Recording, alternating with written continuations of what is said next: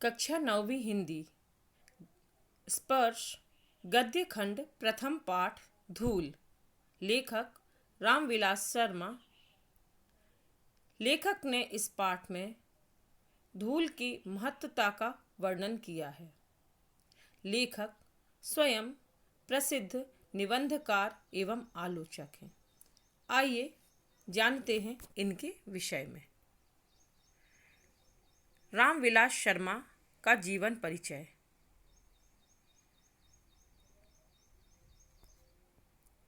Doctor Ramvilas Sharma आधुनिक हिंदी साहित्य के सुप्रसिद्ध आलोचक, निबंधकार, विचारक एवं कवि थे। वे अंग्रेजी के प्रोफेसर भी थे। डॉक्टर रामविलास शर्मा भारत के प्रथम व्यास सम्मान विजेता थे। रामविलास शर्मा ने अपनी सुदीर्घ लेखन यात्रा में लगभग 100 महत्वपूर्ण पुस्तकों का सृजन किया था, जिसमें भारतेंदु युग, महावीर प्रसाद द्विवेदी युग और हिंदी नवजागरण, निराला की साहित्य साधना, भारत में अंग्रेजी राज और मार्क्सवाद, पश्चिमी एशिया और ऋग्वेद, भारतीय नवजागरण और यूरोप, भारतीय संस्कृति और हिंदी प्रदेश, गांधी, अंबेडकर, लोहिया और भारतीय इतिहास की समस्याएं जैसी कालजयी रचनाएं शामिल हैं। अब आपको समझ में आ गया होगा कि रामविलास शर्मा कितने महान लेखक थे, जिन्होंने इतनी महत्वपूर्ण पुस्तकों का सृजन किया। यह उनके द्वारा लिखी गई एक पुस्तक है जिसका चित्र यहाँ पर है। ऊपर एक पुस्तक है जिसका नाम है प्रेमचंद और उनका युग। यह रामविलास शर्मा के द्वारा लिखी गई पुस्तक है, जिसे उन्होंने प्रेमचंद को आधार लेकर लिखा है। दूसरी पुस्तक है अपनी धरती अपने लोग। यह भी इनके द्वारा लिखी गई एक पुस्तक का चित्र है। यहाँ इनका जीवन परिचय संक्षिप्त में मुख्य बिंदुओं के अंतर्गत लिखा गया है।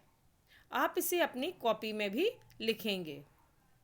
पूरा नाम रामविलास शर्मा, जन्म 10 अक्टूबर 1912, जन्मभूमि उन्नाव जिला उत्तर प्रदेश, मृत्यु 30 मई सन 2000। कर्मभूमि भारत। कर्म क्षेत्र यानी किन किन क्षेत्रों में उन्होंने लेखन कार्य किया है? आलोचक, निबंधकार, विचारक। मुख्य रचनाएं प्रेमचंद और उनका युग, जिसका चित्र यहाँ दिया गया है। भाषा साहित्य और संस्कृति, प्रगति और परंपरा, भाषा और समाज, निराला की साहित्य साधना आदि। भाषा जिन पर उनका अधिकार था, जिनमें भी लेखन भी करते थे, हिंदी और अंग्रेजी। विद्यालय लखनऊ विश्वविद्यालय। शिक्षा एमए अंग्रेजी एवं पीएचडी। पुरस्कार एवं उपाधि व्यास सम्मान, शलाका सम्मान। विशेष योगदान डॉक्टर रामविलास शर्मा ने अपने उग्र और उत्तेजनापूर्ण निबंधों से हिंदी समीक्षा को एक गति प्रदान की है। नागरिकता भारतीय। अब हम चलते हैं पाठ की ओर। पाठ प्रवेश एवं पाठसार। बच्चों, यहाँ एक चित्र है जिसमें धूल भरे हीरे अर्थात एक बालक का चित्र है। बच्चों का जो नैसर्गिक सौंदर्य है, प्राकृतिक सौंदर्य है, वह धूल में रहकर ही ज़्यादा सुंदर दिखाई देता है। यानी उन्हें प्रकृति से जुड़ा रहना बहुत पसंद होता है। तो आइए हम जानते हैं इसके विषय में। पाठ प्रवेश।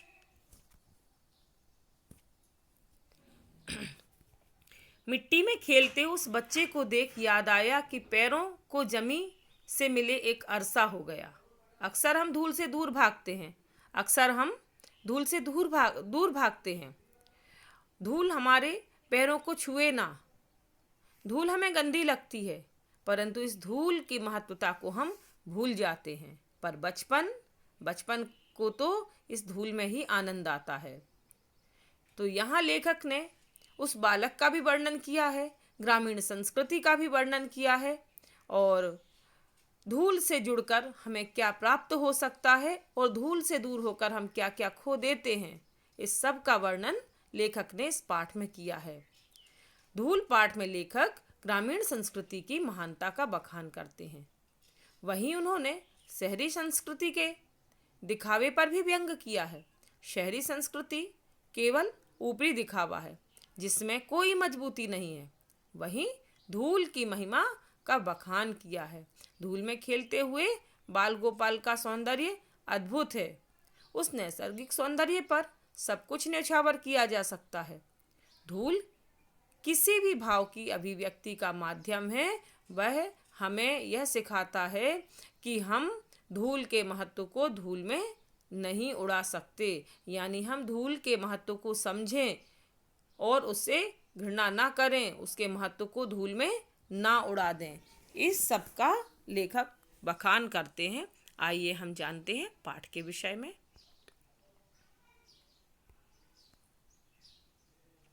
पाठ सार।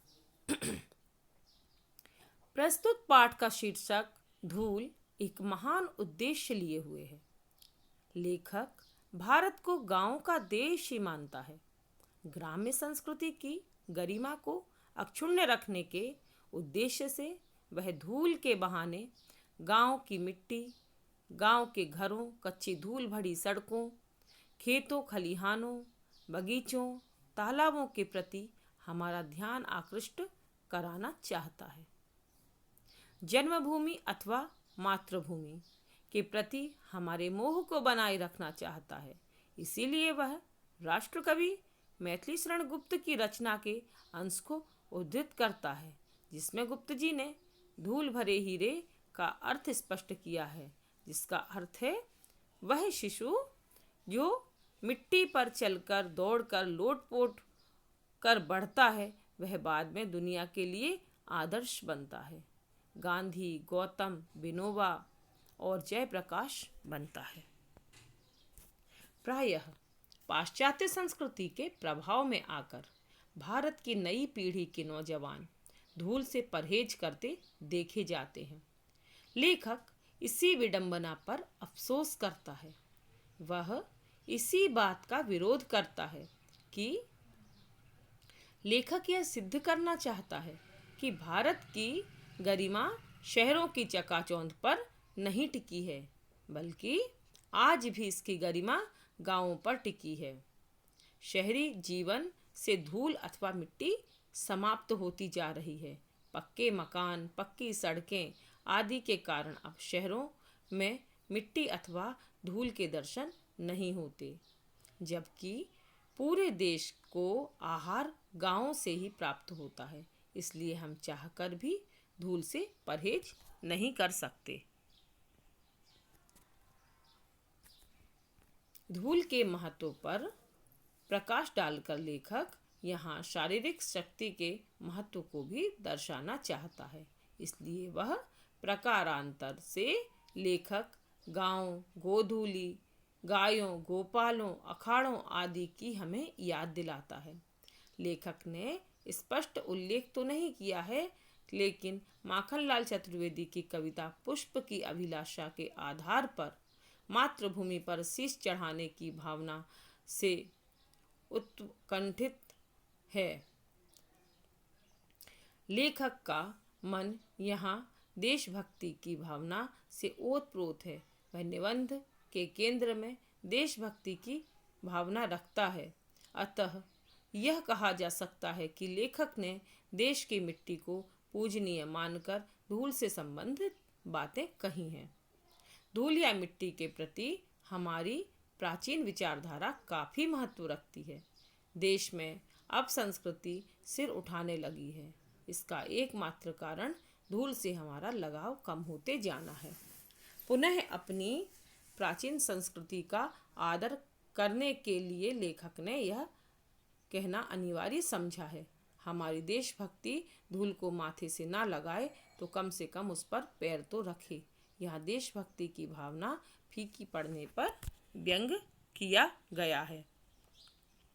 बच्चों, यहाँ कुछ शब्दों के अर्थ दिए हुए हैं, परंतु शब्दों के अर्थ पढ़ने से पूर्व हम धूल के महत्व के संबंध में कुछ बातें जानें। चाहे देशभक्ति की भावना हो, एक सैनिक जब जाता है तो धूल अपने माथे से लगाता है। किसान उस धूल और मिट्टी में इस देश का खाद्यान्न उगाता है। एक शिशु उस धूल में खेलकर बड़ा होता है। धूल का महत्व हर किसी के लिए है और ग्रामीण संस्कृति की महानता जिसका वर्णन लेखक ने इस पाठ में किया है। तो बच्चों, आज इस काल में, इस कोरोना काल में, जब हमने देखा कि शहरों में रहने वाले लाखों लाख लोग अपने गांव की तरफ लौट गए, अपने जो जीवन उनका कृषि से चलता था और उसको छोड़कर वो मशीनों में काम करने लगे जाकर और शहरों की जिंदगी बिताने लगे, परंतु बाद में जब परेशानी आई तो उन शहरों में उन्हें आसरा नहीं मिला। गाँव में जहाँ पर हर चीज़ की कमी थी, संसाधन भी नहीं थे, वापस उन्हें उनके गाँव में ही सहारा मिला। भले वहाँ साधन कम थे, धन कम था, परंतु उन्हें विश्वास था कि वे गांव लौटेंगे तो बाहें फैलाए लोग उनका स्वागत करेंगे। तो यही अंतर है ग्रामीण संस्कृति में और शहरी संस्कृति में। आपके पास शहरी संस्कृति में आपके पास जो कुछ आपका है और आपके पास है तब तक आप वहाँ पर रह सकते हो, परंतु ग्रामीण संस्कृति ऐसी है कि आपके पास नहीं होने पर भी आपको सहारा दे सकती है। यानी संस्कृति की पहचान कब होती है? जब मुसीबत आए। लेखक ने इस पाठ में एक जगह वर्णन किया है, हीरा वही जो घन चोट न टूटे। यानी वही हीरा है जो घन की चोट करने पर टूटे ना। तो शहरी संस्कृति तो कांच के समान है, एक चोट यदि उस पर पड़ती है वह टूट जाती है, परंतु ग्रामीण संस्कृति इतनी मजबूत है कि चोटें पड़ते जाएं परंतु वह मजबूती के साथ खड़ी रहती है। तो आज हमने इस कोरोना काल में भी यह देखा कि गांव में लोगों को सहारा मिला। वे अपने गांव बड़े विश्वास के साथ लौटे कि जो कुछ भी होगा हम गांव में काम करके अपना जीवन यापन कर लेंगे, परंतु शहरों में कुछ महीने तक भी उन्हें रहना मुश्किल हो गया, जहां वो कई सालों से काम कर रहे थे। तो यही अंतर है ग्रामीण संस्कृति में और शहरी संस्कृति में, है ना। तो गांव और शहर यही एक अंतर है कि जहां पर यदि आपके पास कुछ नहीं है तो कोई आपका साथ नहीं देता, जबकि गांव में आपको सभी साथ दे देते हैं। साथ ही साथ देशभक्ति की भावना को भी लेखक ने धूल के माध्यम से व्यक्त किया है कि एक सैनिक जब युद्ध के लिए जाता है या युद्ध जीत कर लौटता है तो वह गांव की या अपने जो मातृभूमि की मिट्टी को अपने मस्तक से लगाता है। इसके साथ ही साथ जब वीर गति को प्राप्त हो जाता है तो उसी मिट्टी को चूम करके मर जाता है, उसको माथे से लगाकर, हृदय से लगाकर वीर गति को प्राप्त हो जाता है। तो इस प्रकार से मिट्टी की और इस धूल की महत्वता इतनी अधिक है कि जिसको हम बिना समझे, बिना चाहे और उसके विषय में कुछ नहीं कह सकते।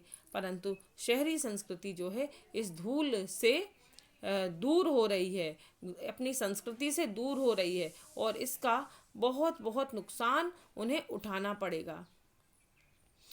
देखिए, शहरी संस्कृति में बच्चों को धूल में नहीं खेलने दिया जाता, उन्हें मिट्टी से और धूल से पूरी तरह से अलग कर दिया जाता है। उनके कपड़े साफ सुथरे उन्हें कपड़े पहनाए जाते हैं, धूल मिट्टी में उन्हें ना तो खेलने दिया जाता है ना ही उन्हें उठाने दी जाती है। उन्हें पूरी तरह से साफ सुथरा रखा जाता है। तो बच्चों, यह बात है वैज्ञानिक रूप से सिद्ध हो चुकी है कि यदि आप मिट्टी, धूल और प्राकृतिक चीज़ों से दूर रहते हैं तो आपकी जो रोग प्रतिरोधक क्षमता है वह कम हो जाती है, जबकि इनके साथ रहते हुए आपकी रोग प्रतिरोधक क्षमता बढ़ती है। हमने इस काल में भी देखा कि जो लोग धूप में काम करते हैं, जो खेतों में काम करते हैं, उनको रोगों का असर इतने जल्दी नहीं होता, जबकि एक आरामदायक जीवन बिताने वाले व्यक्ति रोगों से नहीं लड़ पाते। हाँ, आशा है आपको ये पाठ और इसके मूल भाव समझ में आ गए होंगे। कठिन शब्दों के अर्थ हैं खरादा हुआ, रेणु, पार्थिवता, अभिजात, संसर्ग, कनिया, लरिकान, नौबत, असारता, विडंबना, बांटे, असूया। ये शब्द हैं और इनके अर्थ दिए गए हैं। आप इन अर्थों को पढ़ेंगे और अपनी कॉपी में भी लिखेंगे। इसके साथ ही कुछ प्रश्न आपको लिखने के लिए दिए गए हैं। पहला है लेखक का जीवन परिचय लिखिए। ये आप पीपीटी से मदद लिखकर लिख सकते हो। धूल पाठ का उद्देश्य क्या है? इसका उद्देश्य है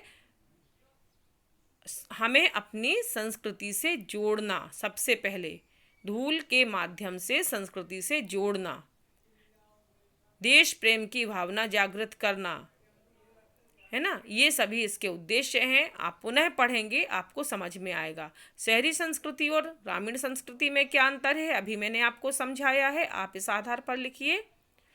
धूल के महत्व को अभिव्यंजित करते हुए अपने विचार लिखिए। धूल का महत्व किन किन के लिए है, क्या क्या है, यह भी मैंने आपको पाठ समझाते समय यह बात मैंने बताई है कि धूल का महत्व क्या है ना, किसके लिए धूल क्या महत्व रखती है। तो इन सभी प्रश्नों के उत्तर आप अपनी कॉपी में लिखिए। इसके बाद जो दूसरी पीपीटी होगी, इसमें पाठ से संबंधित जो महत्वपूर्ण प्रश्न हैं वह आपको दिए जाएंगे एवं ऑनलाइन कक्षा में आपको प्रश्नों के उत्तर समझाए जाएंगे। और इस हेतु आपको क्या तैयारी करना है? आपको पाठ पूरा पढ़ना है। पाठ पढ़ के आपको जो कठिन शब्द हैं, जो आपको परेशानी आ रही है, उनको अंडरलाइन कर लेना है और पाठ को कम से कम 2 बार पढ़ना है, जिससे जब आपको पढ़ाया जाएगा तो आपको अच्छे से समझ में आ जाएगा एवं प्रश्नों के उत्तर आप अच्छे से दे पाएंगे। आशा है आपको यह पाठ जितना आपको समझाया गया है वह समझ में आया होगा। अब यह सभी कार्य आप करें। धन्यवाद।